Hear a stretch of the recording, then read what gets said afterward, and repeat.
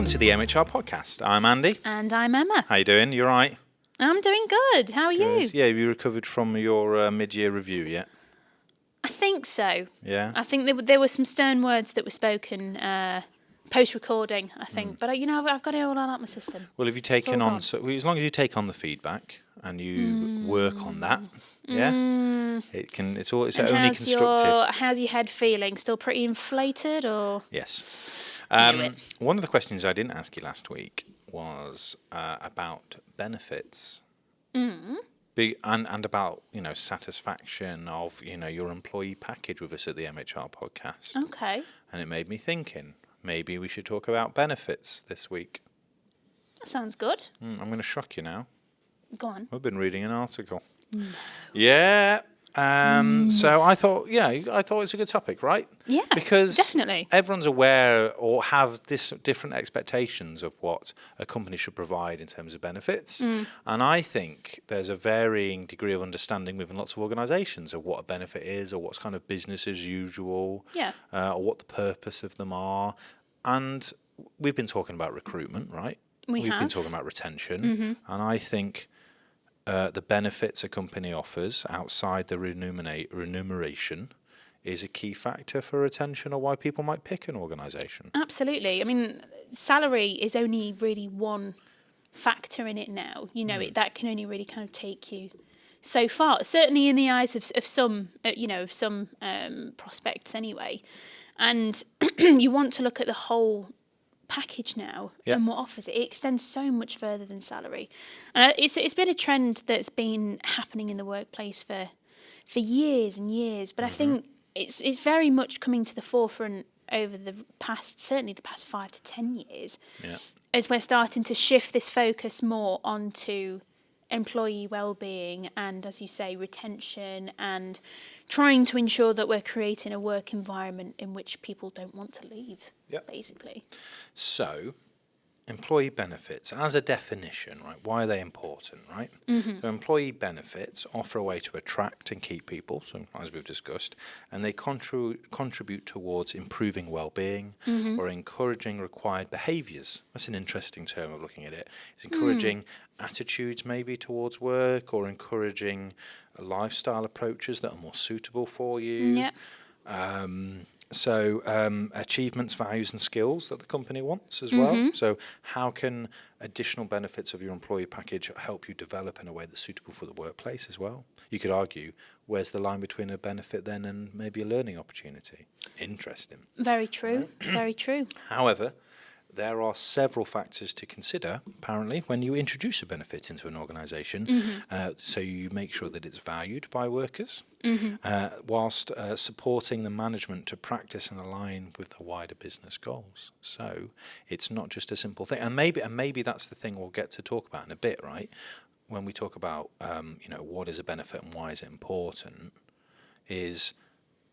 Do we see business, and actually I want to know your opinion here, do you think you see a lot of businesses that throw benefits in kind of like because they can and it's easy and it's just as a simple thing? Or do you think businesses are more valuable when it's more aligned to benefits are more valuable when they're aligned to business goals? That's interesting. I think from kind of my, albeit kind of young experience in kind of work life, I think I've seen a bit of both. So I think in businesses where they are very kind of clear on their strategy, I do feel like there is a representation and a reflection of that in the type of perks that they offer. Perks or employee benefits, or however we want to phrase it today.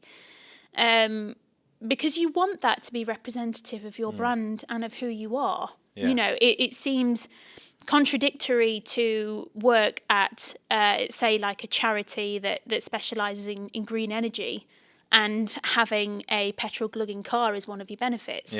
It's ensuring that it all sits in line with what you stand for. But I do think in certain instances where there's been pressure to create some sort of benefit system, that there are certain benefit types that tend to get thrown in or thrown around just for the sake of ticking a box. Or meeting that employee expectation, like, oh, that's standard, we expect that as a benefit. But Yeah. then at that point, well, when is it a benefit and when is it just business as usual? And what I find quite interesting as well is, what's benefit in terms of a benefit package? Here's a package of benefits. Or what are the great things about working there that are just a benefit? Yeah. Or work there, it's not part of a benefits scheme. It's just the fact that you work here contributes this towards your work. So, and I do think, looking at this research, there's a difference between how lots of organisations look at it. You could be quite straight cut and go, we're an employer, we will hire you for this much money, your work's quite straightforward, and here's a benefits package of things you can sign up for. Or you could even go the completely other end of the scale and go, we're a fantastic place to work. We put all the money or all the things we want into your position. So you've got the growth, we'll give you all your learning. We don't really have a big benefits package because we believe part of working here, the environment, the learning, the opportunities are all a benefit. You don't have to sign up for that. That's just part of working for here.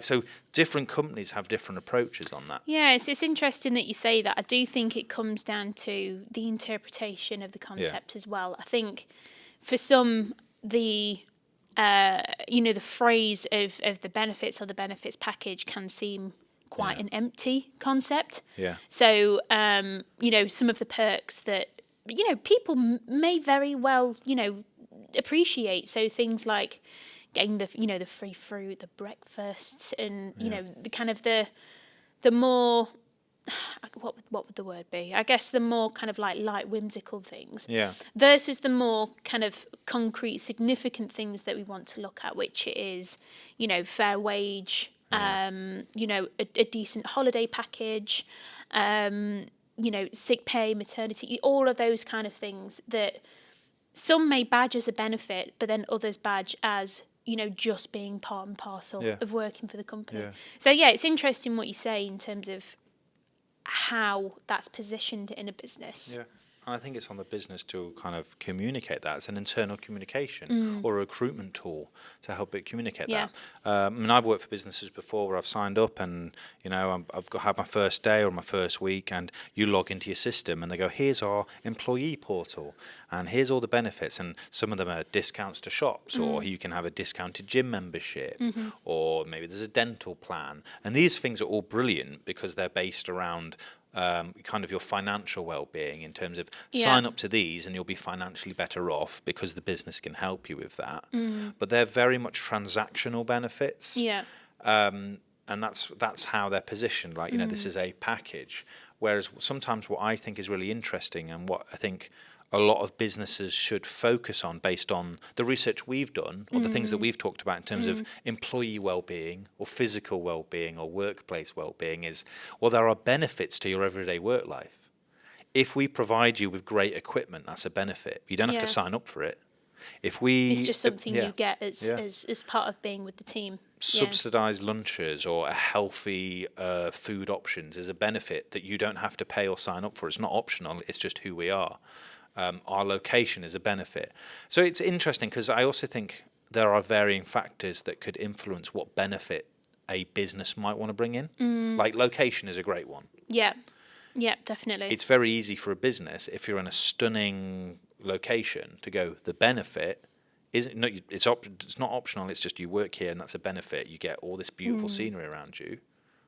But if you're in a city centre, a lot of businesses they won't focus on that. They'll go, because you're in a city centre, we're going to give you loads of benefits of businesses around us, so you can be part of this kind of local exchange. But also you can feel like your life isn't so expensive because our friends, this business, are going to give you a cheaper lunch. I think you've just raised an interesting point there about not just the business being mindful of how their benefits align with their business strategy, but also aligning the benefits to the kind of employees that they also want to bring on board. So, you think about the different kinds of benefits there are in different industries. So some of those, you may consider slightly more empty things like, a beer fridge and, the ping pong table and all those things that I think we've taken the mickey out of a little bit before, admittedly. But actually, there are, certainly like creative industries and things like that, where that more kind of freedom to express and to play is actually something that is considered a benefit, because it creates that kind of creative space and that kind of ideas-driven space. Whereas there are certainly other industries, we're thinking way over the other side here of, say, like manufacturing, logistics, supply chain, where they're going to be looking more at the fundamentals because it's physical work. Yeah. So they're going to be looking at ways in which respite is managed, ways in which, time, holidays are managed and things like that. So it's interesting about how it can be perceived in different industries. And I think that is how, and a very easy way to categorize actually how people see it. And you tend to see a lot of trends with competitors as well of what they're offering to try and not necessarily one-up each other, but to certainly be on the same level and to be competitive. I think it's a really good point, though, because it's something I want to talk about as well. Is like, when does benefits just become a marketing tool? And I'm saying that as a marketer as well, right? Like, I think it's really interesting to have a look at some things businesses do because, our competitor does that, so we should offer that because we want to get the staff in. But also, I don't know, say you're a retail business, or say you've got a really strong, prominent brand on the high street or in whatever market you're in. A lot of your benefits can be also about kind of brand reputation. Or like, I know I work for this really well-known household name, and I really like that brand myself, and that's why I wanted to work there. Also, one of the perks is I get 20% off the stuff. Like, that's just marketing, isn't it? Yeah, that really, because you know what, I'm still buying more than I would have anyway. But also, I work there, so I get to talk about how great it is to work there, and I get the free stuff there. And that's creating brand loyalists. And for certain businesses, that is their strategy. Their strategy, both internally and externally, is to create loyalists, and that's what their revenue is built on. And that's another great example of how benefits are built around continuing to feed that strategy. But I do think the culture's changing, and I think so. Even if I looked at it maybe like 10 years ago, as I was first coming into like more of a kind of a commercial environment in my work, it was very much I get paid to do my job, and here are these nice benefit perks. And it was very kind of transactional, and it was, and I didn't associate benefits with like sick pay or pension pay or all these fundamentals that I need. I associated benefits with here's some financial bonuses on top of my work. And I think in recent years things have leaned more towards value of life and well-being being a fundamental. So it's what I would call softer benefits. Kind of, well, actually the benefit for me is I'm working in a culture I admire, or a huge benefit for me is work-life balance. A huge benefit for me is where I get to go to work. And I think as you get older, also you have a longer experience in your work life, you start to value those fundamentals. And I also think with more of a light shone on well-being for employees, you realize that these transactional kind of offers can seem empty and cold. So it doesn't align with a culture you might be trying to nurture. Well, that aligns with the podcast that we did a couple of weeks ago, the Generation Budget, where we were saying that, for young people, their priorities are focused more onto the financial element of what they're getting out of a position, rather than, necessarily the enjoyment or, the company itself. And that's a great example of that. A lot of younger industries, so creative industries, again, and I'm using these as an example, tend to bring in what we're discussing here is almost like those empty benefits through. Because that was intentionally appealing to a younger audience at the time, is becoming less and less of a necessity, because now it's more about the financial and the emotional well-being of the staff that come in. So what I was just looking at on here before we move on was looking at what companies, what organisations should consider before putting benefits in place. So considering how they put it into their strategy. So the first one is, why are we offering the benefit? How does it support our organisation's business and people goals? And how does it reward the required values and behaviours that we want to create as well? Nice. And I think that's one of the like we've said, that's one of the most important things. Of you want it to be a reflection of your business, and so it needs to create those behaviours that echo that. So referring back to my previous example of not offering a petrol guzzling car, to a company that's very, kind of green incentivized. Yeah. What it also says is, how will the benefit actually be launched? So who are our key internal stakeholders and how will they be involved? I think that's an important one. I think it needs to be delivered in a kind way, in a positive way. Certainly, if you're looking at more of the fundamentals, I think it's very easy to shout about very empty star benefits. What I don't think is always shouted about enough are the core benefits that you get from working with a business. Yeah. Certainly post-recruitment. Yeah. And I think that's a key point. You kind of have that initial push to get you, through the door. That's brilliant. But that needs to carry on. You need to contain and retain that employee advocacy. And that's such an important strategy as part of benefits. That's why it's so interesting, to see the shift. And maybe it's an age thing, maybe it's a generational thing, maybe it's just the state of your work life. But for me personally, I value more those fundamental staples of what's going to give me life security. Now I'm worried about a mortgage or family or anything. Whereas before it's recruit me, this will be good, I get a bit of money off that, I can got a bit more disposable income. But actually, it might not be flashy or fun, but if you're going to give me a good death in service, or if you've got a great pension thing, okay, it's not that exciting maybe on paper, but I now feel like you're investing in me long term to stay.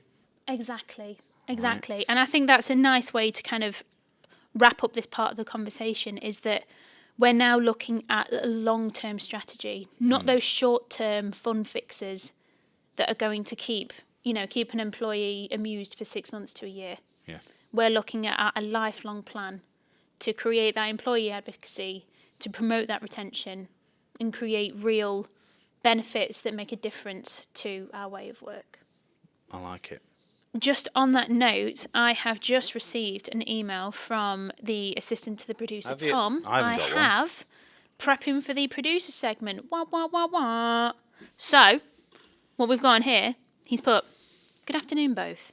Very formal, thank you. Didn't send it to both, did you? Sticking that foot in. After discussing your work benefits, they want our opinion on these unusual work benefits that employees want. Okay. Okay.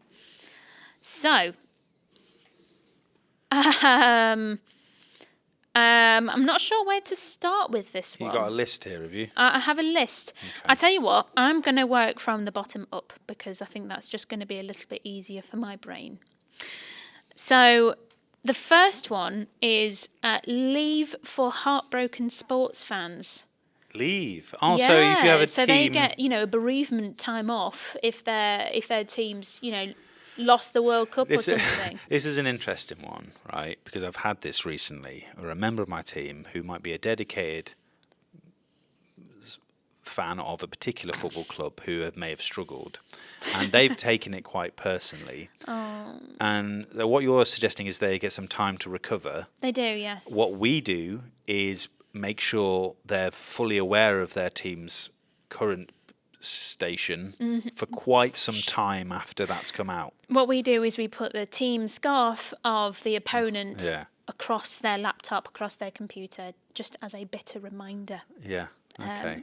I get it. I mean, hey, everyone's got their hobbies and passions, but I don't know. That seems a bit close. I feel like that just for me. Opens the door for a lot of other things. I mean, this one is definitely a close second. Houseplant bereavement leave. Oh, I don't know. I think. Hang on, we're talking to a gardener here, guys. I have a lot of houseplants because I've got a lot going on. I don't know. I mean, they die all the time, don't they? Whatever. Look, it's just one of those things. 9 times out of 10, it's not actually dead either. You've just not dealt with it properly. You can get a good prune, a bit fresh water. I don't think people need time off to mourn a houseplant. I could be wrong. I think people are more likely to need time off after getting the receipt from a garden centre. That's a very valid point. Yeah. They are spent these days, my friend. So the next one, pay time off to dye your hair. I tell you what, I mean, this is all natural. You're welcome. But there was once upon a time where I did actually used to hide this, and I used to dye it.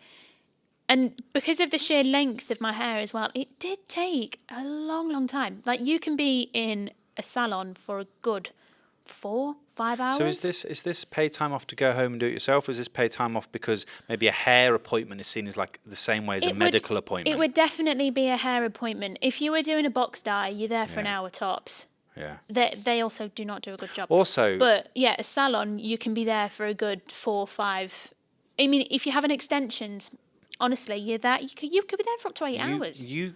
Well, I can understand that if it's a lengthy procedure, but I still don't know. Like, because managing workload, that's difficult. But like, I feel like going into a HR process to book time off for kind of a cosmetic procedure is only going to fuel rumours. Like, Andy was off for 2 hours the other day. I heard he's just for menning.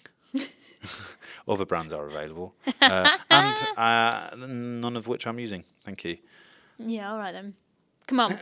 We're approaching mid-30s, Andy. If you need to use the Just for Men, this is a safe space. You can talk to me about it. Enough of the use of we're there. Oh, dearie me. So, the next one that we've got, Andy, Yep. we're still going on the concept of leave here, is breakup leave. Oh, So if you break up with somebody. It's emotionally impacting, isn't it? It tough. It is. People, it's trauma, stress. People need help with that.